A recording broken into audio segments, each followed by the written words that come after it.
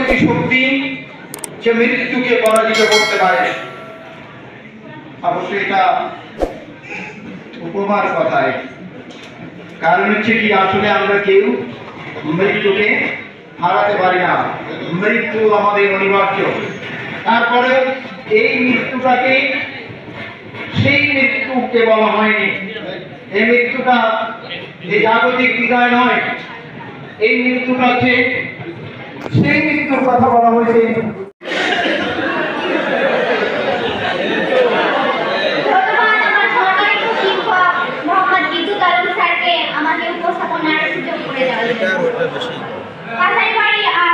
মাধ্যমিক বিদ্যালয় কর্তৃক আয়োজিত আজকের এই সাংস্কৃতিক উৎসব 2025-এ সকলকে জানাই আন্তরিক শুভেচ্ছা ও অভিনন্দন।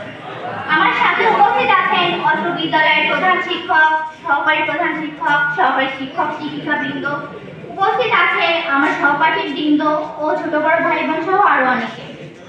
আমরা ইতিমধ্যে আমাদের প্রধান শিক্ষকের একটি মূল্যবান বক্তব্য শুনেছি। তো যাই হোক, আমরা বেশি কথা না বাড়িয়ে আমরা আমাদের মূল অনুষ্ঠানের দিকে অগ্রসর হব। তো সর্বপ্রথমেই আমরা আমাদের বিদ্যালয়ের সহকারী শিক্ষক জয়ন্ত স্যার কণ্ঠ থেকে একটি গান শুনব।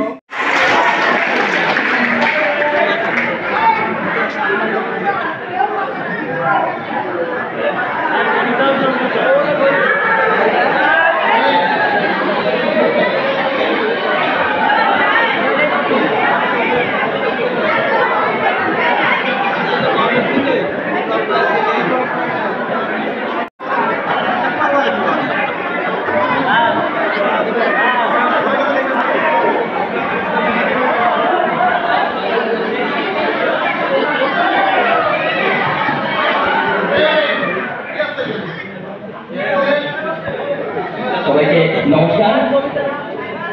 তারুণ্যের উৎসব 2025 আয়োজিত আজকের এই অনুষ্ঠানে আমার অত্র বিদ্যালয়ের সম্মানিত প্রধান শিক্ষক, সহকারী প্রধান শিক্ষক, অন্যান্য শিক্ষক মন্ডলী এবং আমার প্রাণপ্রিয় ছাত্রছাত্রীবৃন্দ, সবাইকে শুভেচ্ছা অভিনন্দন। তারুণ্যের উৎসব মানে কি? আনন্দের উৎসব। আজকে আমরা ক্লাব দেবো, তালি দেবো, আনন্দ করবো, কিন্তু শৃঙ্খলার সাথে। সবাই আজকে আমরা যার যে প্রতিভা আছে আমরা এখানে সুশৃঙ্খল ভাবে সেটা প্রকাশ করার চেষ্টা করবো। যাই হোক, উপস্থাপক আমাকে শুরু করেছে যে গান গাওয়ার জন্য, আসলে প্র্যাকটিস নেই, তারপরেও আমি চেষ্টা করবো যতটা সম্ভব। তো যাই হোক, আমি চেষ্টা করি।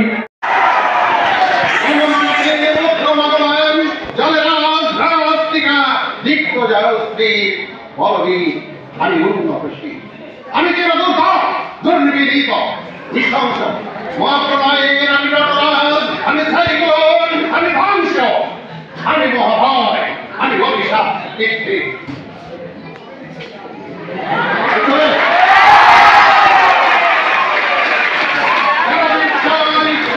আমি পুরুষোত্তম সত্য, আমি তাথিয়া তাথিয়া মাতিয়া ফিরিয়ে সর্বপাতার মধ্য, আমি মহাভয়, আমি অভিশাপ।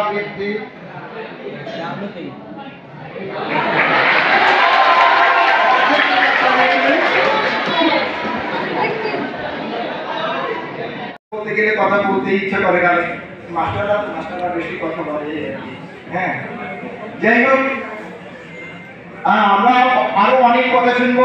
বিষয়টা আজকে আমাদের কথা থেকে তোমাদের কথা শোনাটাই গুরুত্বপূর্ণ।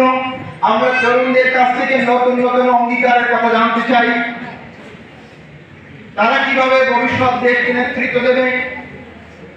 আজকে পৃথিবী যে জায়গায় দাঁড়িয়ে, পৃথিবী আগামী দিন সেই জায়গায় দাঁড়িয়ে থাকবে না। পৃথিবী প্রতি মুহূর্তে এগোচ্ছে। সেই অগ্রগামী পৃথিবীর সঙ্গে আমাদের এই তরুণ প্রজন্ম কিভাবে